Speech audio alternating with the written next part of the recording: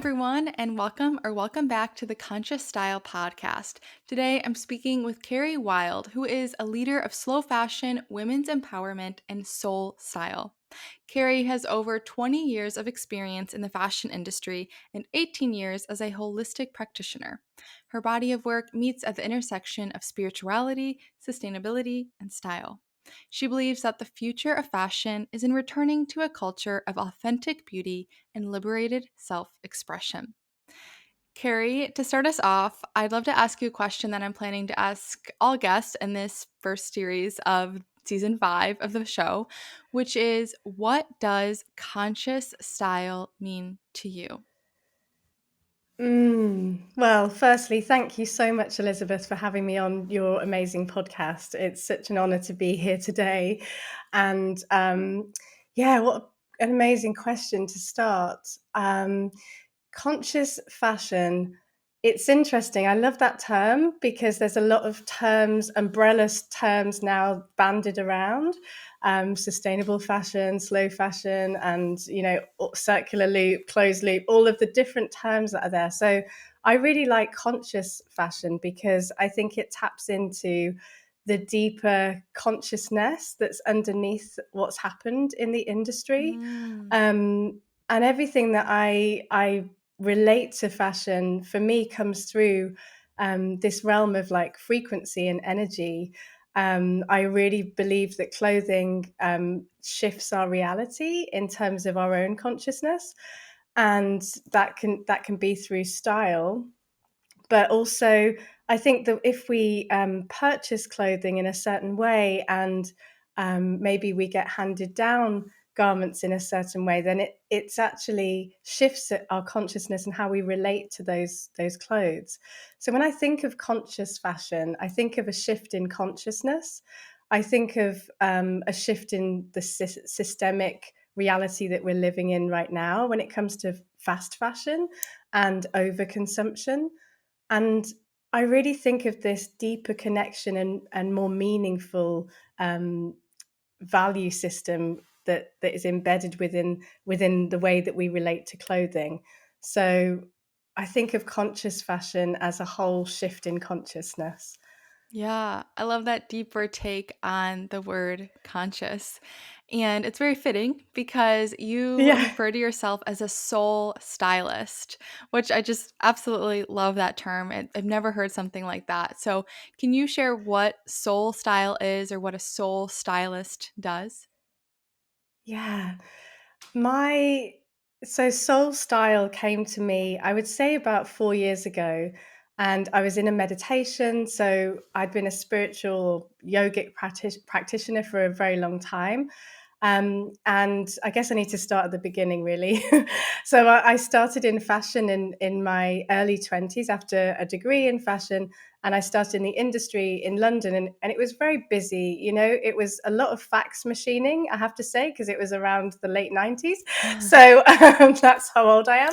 But, there was a lot of corporate work involved in bringing all of these clothes together and actually manufacturing on that grand scale. So when I first began my career, I started at Arcadia, which was where Topshop was, and Dorothy Perkins, and a lot of UK brands on the high street lived in that big conglomerate.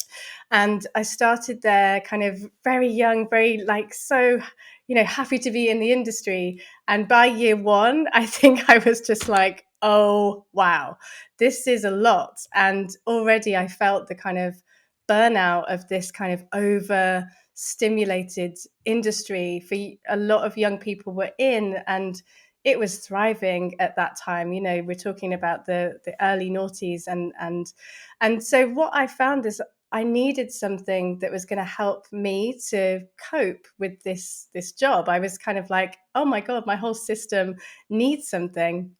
And, I grew up in a small town in the middle of England, and I didn't, it's not like I grew up in LA where there was lots of different spiritual things around me. And I actually, in my mid 20s, ended up taking a trip to India, and I trained in Reiki healing as a modality, and really as a modality to come home to myself in this really busy career of fashion. And so I had these two polarities happening at the same time. I had this healing bubble where I would heal my friends at the weekend, and then I had this really like heavy duty, like hardcore. I'm going to climb that career ladder, and I want to become this layer and this layer of management. So it was an interesting, I guess, uh, dichotomy. It's kind of Yeah. like, who am I in these two different existences? And through the years, I had a long career in fashion and did go to senior management, and did end up traveling the world and seeing the devastation of fast fashion in the factories firsthand. I saw slave labor firsthand. I saw dyes leaching into rivers firsthand. So to have that devastation actually as an embodied reality, like to see that with your own eyes, to see workers with your own eyes, to talk to these people, and to carry that almost like a trauma in your system. I also had this coping mechanism, if you like, of all of these practices of yoga and healing and things that were actually supporting me to keep going and keep with my career. Um, but it did get to a point where I felt like I wanted to transition into something much more in the healing world, like in the wellness world. And it wasn't until years later I was in a meditation, and I'd broken away from fashion at this point. And in fact, I'd broken away from the many masks that I was wearing when it came to being professional, being climbing that corporate ladder, being the good girl in all kinds of scenes. And I'd broken away from and really dismantled some of those chunks out of my life. And I was doing a lot of yoga, I was practicing, I was healing, working as a healer. And I was in this meditation, and I was sat there, and the word adornment started to speak to me.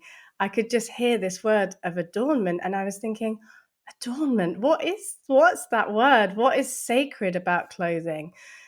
And my relationship with clothing changed from that day. And I started to really piece together frequency of clothes. What is embedded within the storytelling within our clothing? How does it feel in my body when I wear a certain piece of clothing?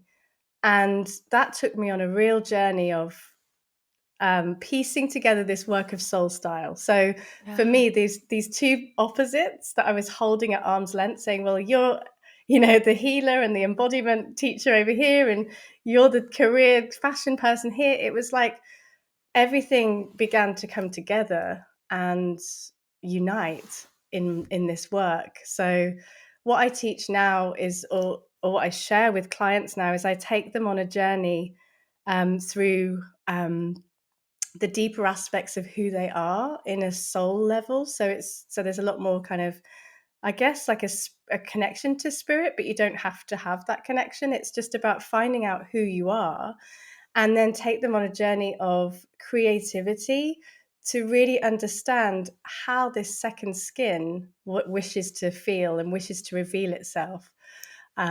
So yeah, my mission is to really help accomplished people, leaders, really feel that they can embody their own presence through style and through conscious fashion, and lead with their essence.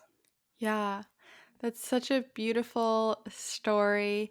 And I feel like a lot of us can relate to that, having maybe two separate realities or parts of ourself or parts of our life, and maybe learning how to bring that together and integrate it a little bit more.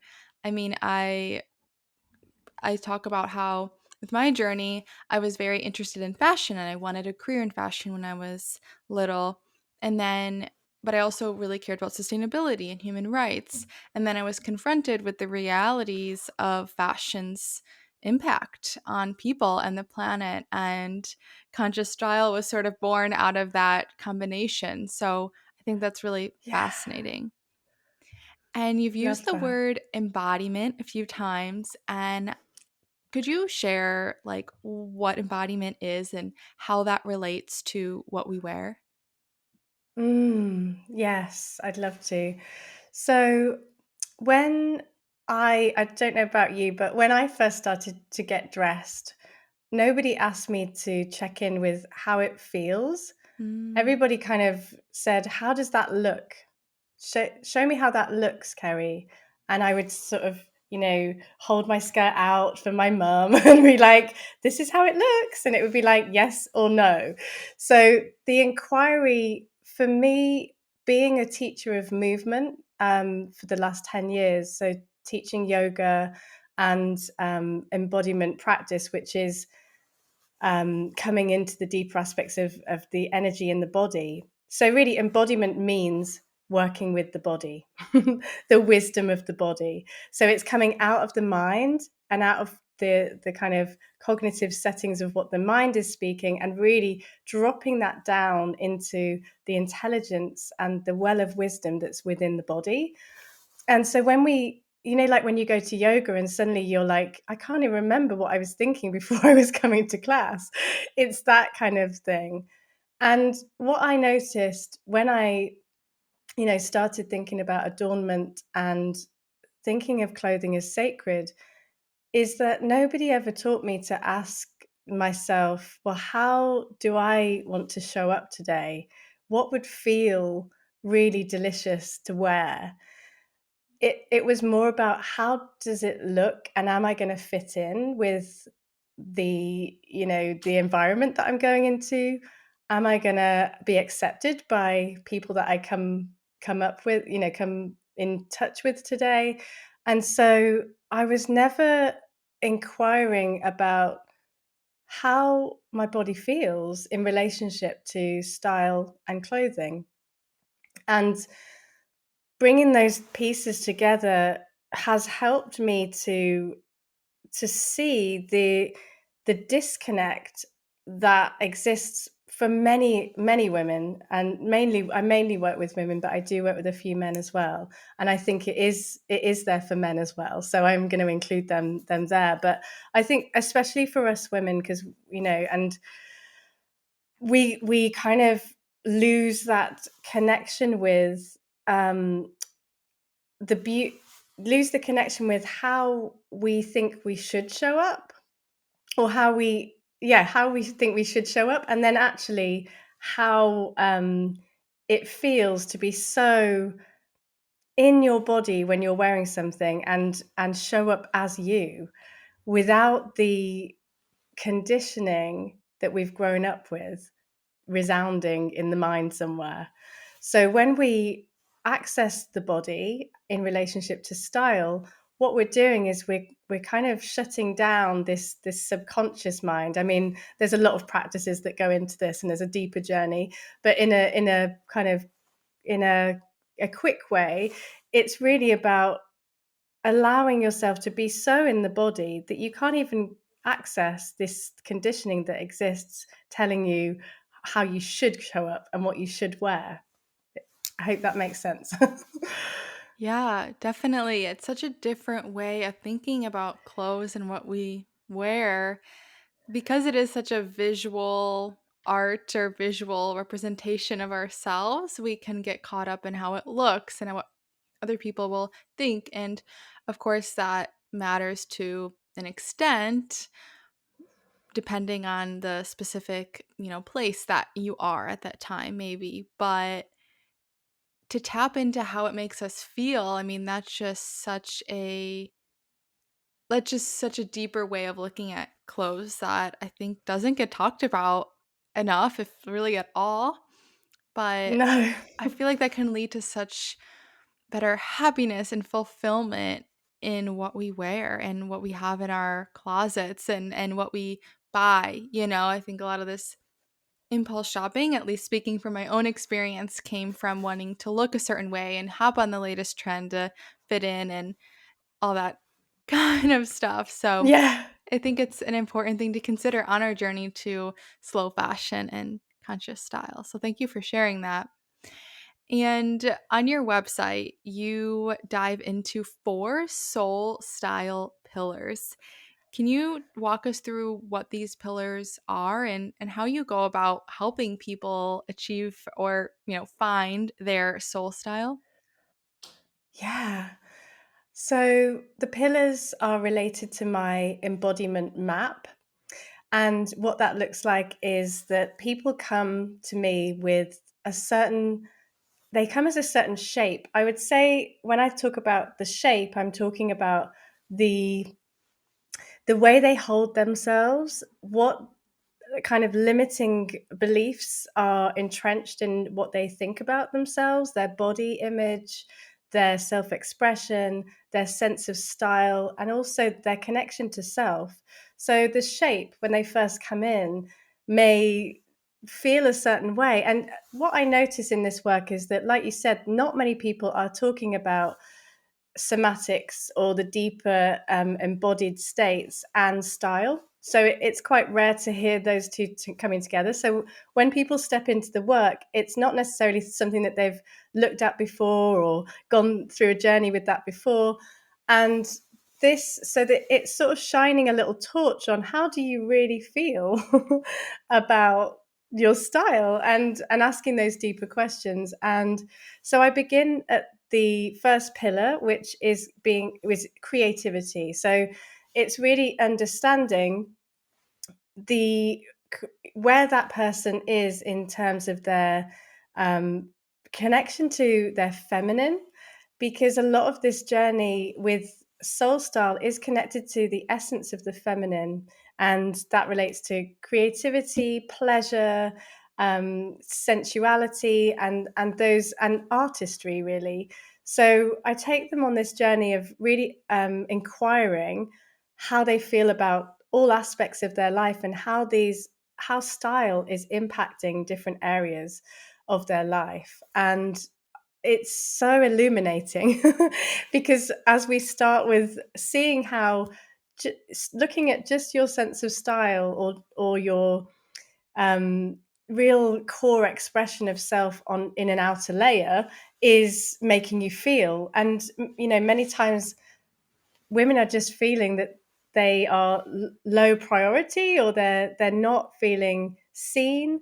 I work with a lot of women that have just either had a baby or they're in midlife, and so they're in these transition points where they're feeling unseen and invisible.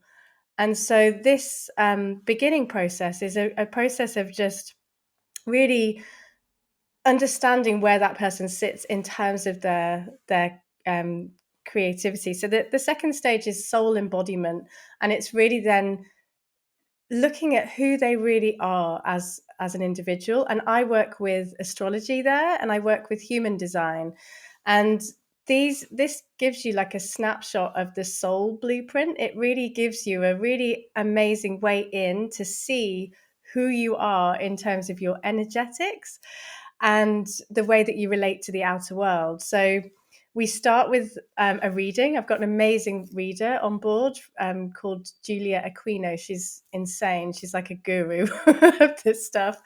And through learning more about who you are, we then tease through, there's like an awakening that happens in that point where people start to understand that there might have been parts of themselves that they've shut down or repressed somewhere, and they want to bring back to life, maybe through style, but also maybe through the body and maybe through how they feel. So we start to work with those shut down places, which are really interesting. And I sometimes look at that like in archetypes, like of who we are. Um, but sometimes it's just as it might be like I used to wear black. I used to wear the color red, and now I don't. It could be something as tangible as that, and so it's like, okay, why is that? And then there's a little deeper questioning. So that's the soul embodiment stage. That's pillar 2, and then pillar 3 is soul style strategy. So then, unique to every single person that comes through is how we're going to formulate some kind of strategy to deal with whatever they're presenting in that moment. And that is really different for many people. I think what ties together those people for me in the work is that they want to develop and strengthen their ability to hold their own presence and hold their own light and be able to shine that through their clothing and through through their embodiment. So there are in that pillar, the soul style strategy, there's embodiment techniques that are given to that person, and then also color analysis, body shape analysis, all of the kind of foundational styling strategies that really help people to buy more consciously, to really understand what fits them, what's going to actually look good in an outfit together, how they can use their wardrobe in a more circular way. So if they buy one thing, is it going to work with other items? So that's part of the strategy piece, which is like the fundamentals of learning about clothing. It's not something that we get taught in schools, and I think that should be there. How clothing works, what are your colors that are going to suit you, so that there's a lot more of a streamlined approach to buying instead of just getting out there. So stage 4 is the transformation, and this is really the implementation phase. This is when the client will go out and try things on and come back, and we'll go through it together. And it's like this trying and testing phase of implementing some of the techniques and also some of the practices that have come through the journey. And it's actually what I find then through the embodiment map, they actually become a different shape.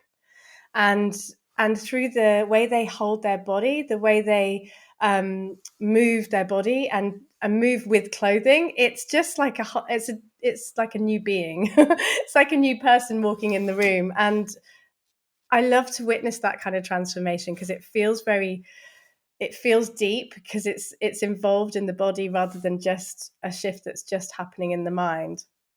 So yeah, Yeah. that's the journey. They're the pillars, and they really help to anchor the work. Yeah. What a journey. Yeah, that's incredible. And you're speaking that you work mostly with women, and also that, you have a lot of experience in sort of this wellness and healing space, and you've bridged that into your work. And I think about all of the sort of harmful standards of beauty, which we definitely see playing out with fashion and fashion marketing, that women are sort of faced with, grew up with. So, how do you help clients navigate that and maybe heal some of those relationships to style and beauty? Mm. I always ask clients, what does beauty mean to you? Mm, Because it's such an individual inquiry, and it's experiential, right? It's not what we think it is.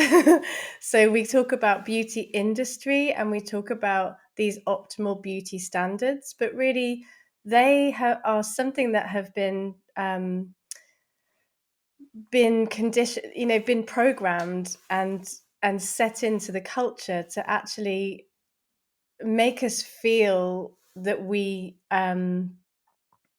actually, Naomi Wolf says in her book, The Beauty Myth, she talks about the fact that it's more about prescribing a certain behavior for women. And if we look at what the beauty standard does, it actually shrinks women's power. That's what it does. It keeps us very distracted, looking at what's wrong, what we need to fix, and not what's right in front of us. And really, when we think about beauty, it's that experiential reciprocal exchange with something that makes us feel alive. There's an aliveness to beauty. There's a kind of um, a natural quality to beauty.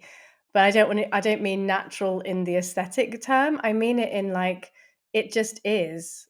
And there's no fixing or changing or distorting. It's just so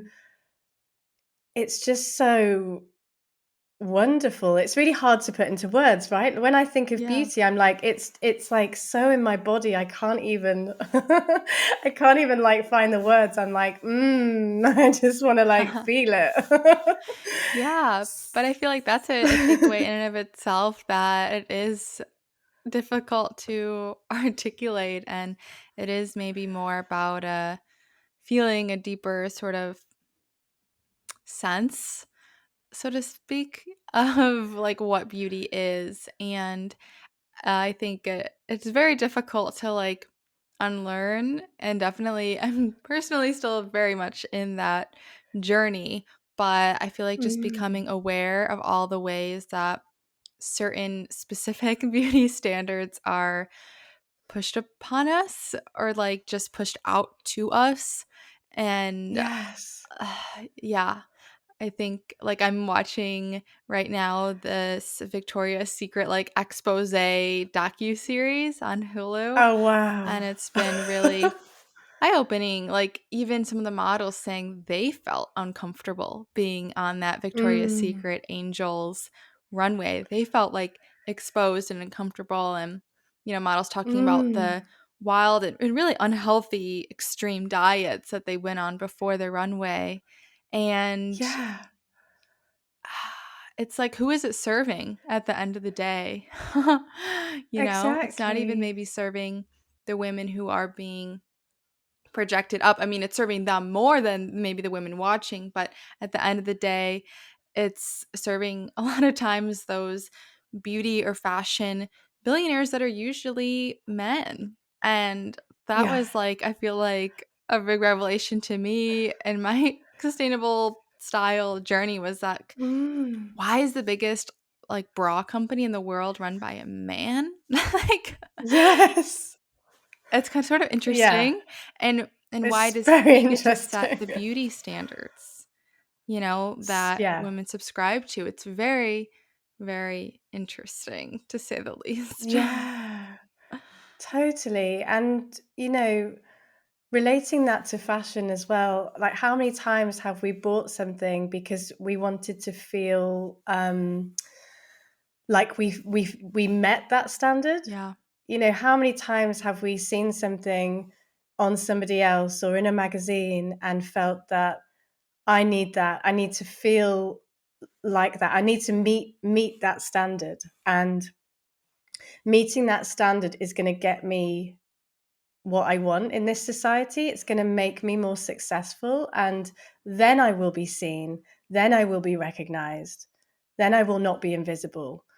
And the thing is, it's a losing game because many times that thing, the dress, the piece of jewelry, the watch, the bag, whatever the thing is, really isn't bringing us into full connection in an embodied way. Like it might be a great quick fix, it might be like, yeah, I look good. And looking good is great. Like that's also something that changes careers, it changes lives. When you feel like you look good, it gives you more confidence, right? And so there's nothing wrong with that. And so that's not the work. It's not like, but it's about what something that means something to you and that is a unique, almost like talisman or significant item that's going to give you strength and it's not necessarily for anybody else. It's not for the man that owns Victoria's Secrets. It's not for anybody else to validate you. It's actually this self intimacy and self ownership and agency of who you are and who you get to be in this world. And clothing is so intrinsically linked to that I just sometimes think, well, I know actually that it's not talked about enough how much Yeah. it's entrenched.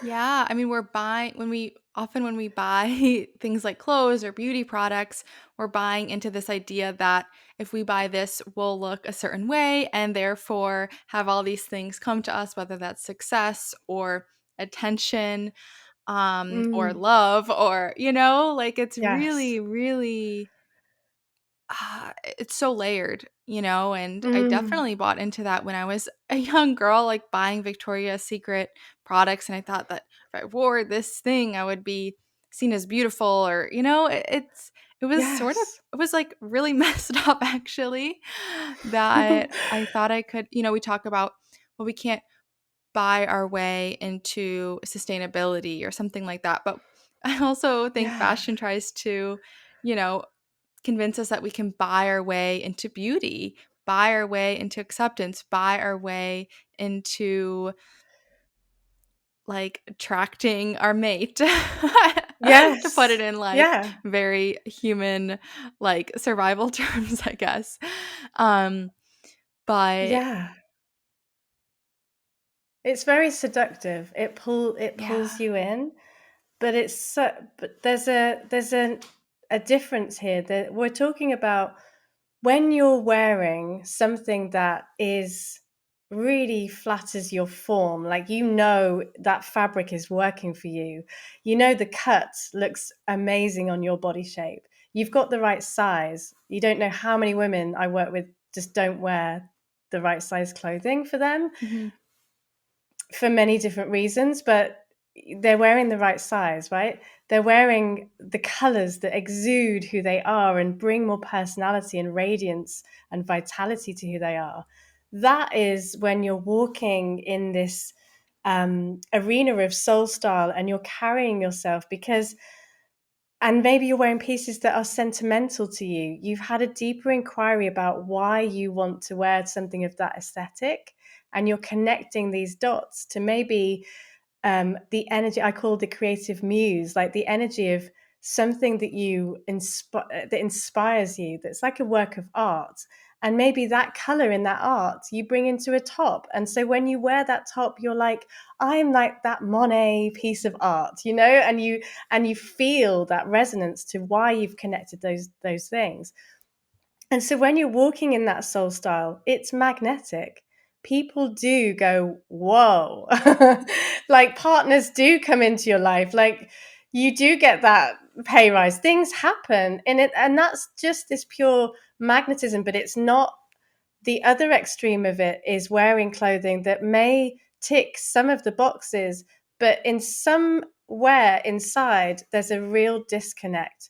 Like you know that you're putting yourself into that particular style to get something. You want attention, or you are grabbing at this this energy that's kind of the standard, and you're opting into that. So somewhere there's a disconnect inside, and you can see it. You can see like amazingly dressed people just not exuding that radiance. It's there's a kind of a veneer, I would say, like a like a veneer, or a what do you call it? Like a veil. It feels like there's something not connecting. I don't know what it is, but Yeah. it doesn't feel like them. So it's very subtle, some of this work, because you know it's a deeper journey, and it's a deeper journey for like really. I work generally one on one because it's more like a journey for people to go through the process. And when people do go through that process, what I find is that their buying habits change dramatically from week one. Week Mm. one, like I do say, have a detox from buying, and they don't want to anyway because they're so excited by what's going to happen at the end of the transformation. But what I find is that people then are much more conscious about writing a wish list, really understanding how to put a closet of pieces together so that they actually can come together into outfits, and it's not just singular pieces randomly being bought. So it does affect sustainability, because people well the people that I work with, is they're much more inclined to buy things that hold value and meaning and integrity for them and their style codes, is what I call it. Yeah, Yeah. right. Buying for a deeper connection, which means that you want to find something that you will want to hold on to for longer. And when you put that upfront investment into finding that piece, you also want to keep it longer and maybe Yeah. build more meaning with it. Like we had a fashion psychologist on the show, Dr. Dion Terralongo, who spoke about how in this sort of disposable clothing culture that we're living in right now, clothes are coming in and out of our lives so quickly. You know, a lot of people Mm. buying clothes just for the weekend or for one or two occasions. And there isn't even that opportunity to develop a connection with that piece. So, of course, people don't feel any sort of remorse or any bad feeling by just tossing it or dumping it in a trash bag at Goodwill Mm. because they never developed a connection to that piece in the first place. They never intended to develop a connection with it. And I think that No. is really interesting to think about in the context of your work and bridging the consciousness of our clothes with also our deeper consciousness within us. Mm. And I've Mm. never heard it spoken about in those terms, but it's, I think, really important to consider.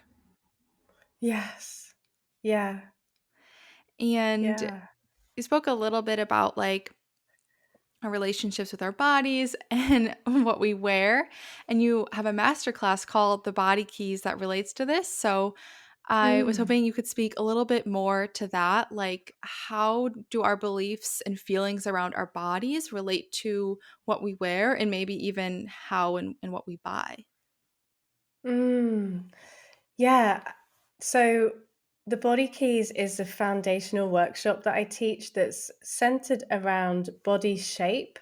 And so giving more fluidity to body shape analysis, because when I work with people, there's normally some foundational knowledge that they have around what shape they are. And normally it's fitting into fruits or it's kind of fruits or shapes and kind of Right. we get stuck in like, oh, I'm a pear and I'm an apple.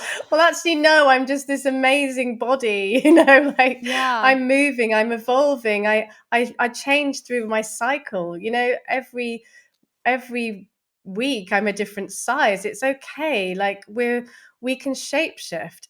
I believe that we're not a static form. So the body keys for me, I also teach on the KIB system in there, which I give my nuance around the KIB system because And that what was is the invented KIP by system?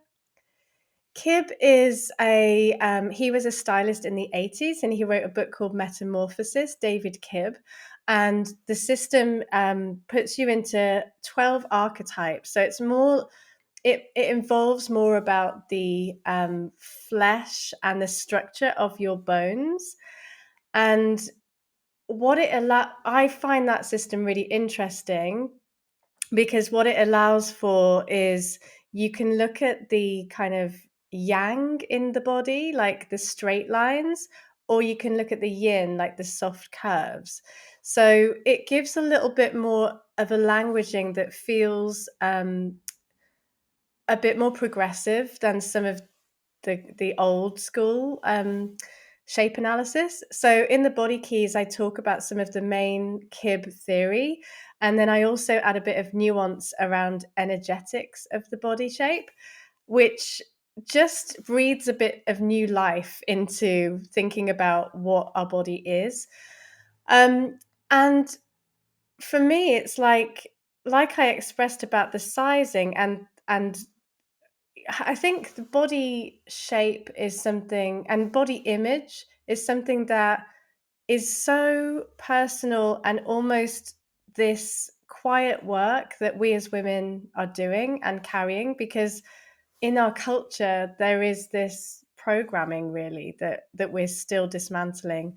And so what I engage with, not in the body keys foundational masterclass, but definitely through the one-to-one kind of resources and work and my art of woman, is to create practices that engage your body, and so you see your body in a different way, and such as devotional massage and these ways of affirming your body is here, like before you're getting dressed, many times we get dressed from the mind, and so even then sometimes we're not even thinking, are we? It's not even a conscious thing. It's like, I just need to get out the door. So slowing it down and coming back to the body in these kind of devotional ways before dressing has been revelationary for some of my clients. So the body holds the key, Yeah. as has been written. Yeah. Yeah, I was wondering when you were talking about body shapes, what you were referring to, because we do often have this image of, yeah, pear shape or banana or apple, comparing people's Yes. bodies to fruits, which I've always found a bit strange. So Yeah. I like that different take on that.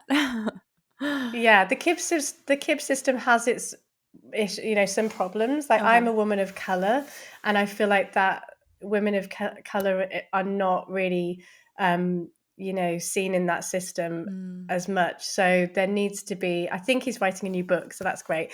But for me, I think it's even in the whole system being othered because of my color, but also because of the cultural shape that I am, has been an interesting path in terms of buying fashion that is made for a Western body shape. So Mhm. Mhm. Yeah.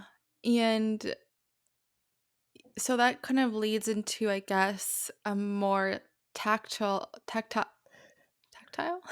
yeah, um tactile. a logistical question that I was thinking of while you've been speaking about some of these things, which is like, when we go out to buy something, when we are shopping for something for our wardrobe, how can we keep these concepts of embodiment and body shape and soul style, like how can we keep that in mind, and how clothes make us feel? Like, what should we know about that when we want to buy something at a thrift store or at a boutique or something like that? mm, I think the first thing is slowing down, because we're all in such a rush, and we're busy to the extreme these days, and we don't have enough time in our day to sit and consider. Um, and and I think slowing down and treating buying in a conscious way is this way of dropping from the mind, because the mind can tell us all the things that we've seen on Instagram and we want to buy that day. But if we drop it down into the body and notice where that desire is in the body, it might just be that we actually are hungry, or we need a glass of water. It can be like, actually there's a fundamental need that's physiological going on. And so I think sometimes we buy out of that necessity of the urgency is sort of in the mind. And so I think what we can do is to slow it down, to breathe, to put our hands on our body, and to just trust that we know if that is something that is still present, after we've slowed down and taken those breaths. Maybe then put it in your phone, put it in your notes, and write down, pink dress, and or save it in your saved on Instagram, or whatever the way, wherever you navigate that tendency to purchase. I would save it and put it on a list, and start creating this considered wish list for pieces. Also, with that considered wish list, you can look in your closet and see what exists already. Have a look at the ways in which you can be creative and find um, a a playfulness in bringing together your old things. Yeah, because it doesn't have to be about buying new, as you know. And so when we're thinking of this soul style, we're not, you know, doing a Marie Kondo and getting rid of the whole thing. We're Mhm. actually saying, well, actually, there's some things here. There's still some things in my collection that I like, and we're tapping in, checking in with the body and attuning to what still feels relevant now. And so we can do that at any time. I think it's just starting to inquire more deeply. And the first question can be, how do I feel about my body shape? How do I feel about my body image? How do I feel about my size? And that's like three questions, right? And that could take you on a journey. And that's like a top layer inquiry. And when we start to really ask ourselves those fundamental questions, we can then start to understand what's making us buy things that we don't wear. Like, why are we not bringing more of who we really are to the table? I've got this kind of beautiful ruby red um, Stunning. If you're watching blouse the YouTube that. video version, you can see Oh, it. If yeah. you're listening to the audio, definitely check out the YouTube video to see Carrie's top. It's beautiful. And this was purchased at a kind of antique sale. And the woman that passed is a local artist. And I know her frequency is embedded in this clothing. She was an amazing powerhouse woman and artist and creative. And so I think, I think it, knowing that when you purchase, it can feel so right. It cannot, many times we purchase things and we're not sure. We ask friends. I even had clients that were allowing their husbands to buy for them because they had no idea, they didn't know. So they were taking the responsibility of knowing away from themselves. And so the interesting thing is that sometimes these, ways of purchasing is wrapped up in low self-worth, low self-esteem, and things like this. So actually tuning into that and where that comes from can be another way of seeing some of the patterns with buying. Yeah. um, and I was just one of those women. I had a mountain of clothes. I worked in fashion, so you can imagine every sample sale, every I shopped at the weekend. I worked in fashion. I had clothing. I think I moved so many times, but I moved with 10 bin bags that were not part of the wardrobe. They were just literally these sample sale goodies that at one day I will wear them. And I had nothing to wear. But that even just that statement, I have nothing to wear, but really I had a whole wardrobe Mhm. full of pieces. And I was crying on my bed on a mountain of clothes, telling my friends, I'm not going out tonight. You go without me. I don't look right. I can't do it. So I came from that place of complete disconnect with who I was, how clothing made me feel. They made me feel like I wasn't good enough. They made me feel like I, you know, was never going to fit in. They made me feel unhappy. But I had all the clothes. Mhm. And so coming from that place is a really big part of like why I do what I do now. Yeah. Yeah, that's incredible to hear about that journey because I think those feelings that you felt are very relatable to many of us. We all have to wear clothes, and some of us don't have maybe or didn't have the best relationships with that for a variety of reasons. So, on that note, Mm. if people want to work with you and unlock their soul style, how can they do that? Yeah, so the best way is you can find me on Instagram. So I'm the soul stylist underscore underscore. And you can also join my newsletter, which is on my website. And I'm www.kerrywilde with an e.com. I'm sure you'll include everything in the show notes.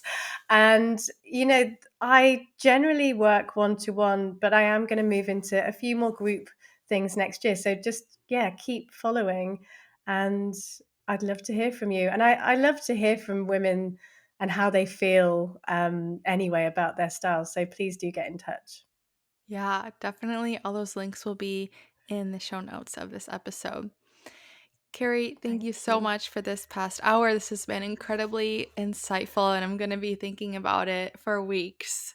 So, I do have one more question for you before I let you go, which is what would a better future for fashion look like to you? Mm. A better future for fashion for me would look like women and men dressing in a sacred way that connects who they are internally to how they present externally.